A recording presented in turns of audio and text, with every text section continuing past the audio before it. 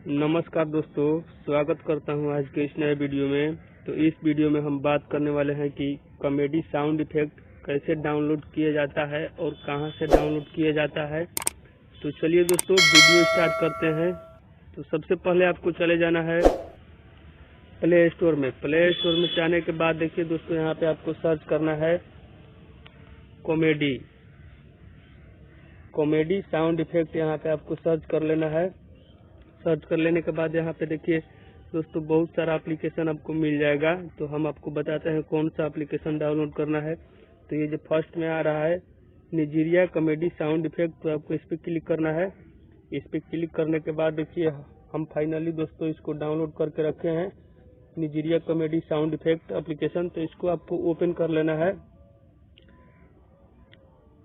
तो देखिए ये एप्लीकेशन कुछ इस तरह से ओपन हो जाएगा। तो देखिए दोस्तों, यहाँ पे बहुत सारा साउंड इफेक्ट आपको देखने को मिलेगा। देखिए इस पे प्ले का ऑप्शन दिख रहा है, इस पे क्लिक कीजिएगा तो साउंड आपको वॉइस बजेगा।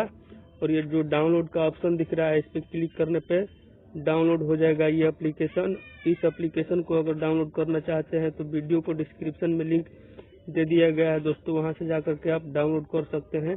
तो दोस्तों वीडियो कैसा लगा? वीडियो अच्छा लगा तो वीडियो को लाइक कर दीजिए और चैनल को सब्सक्राइब कर दीजिए। धन्यवाद दोस्तों, मिलते हैं नेक्स्ट वीडियो में।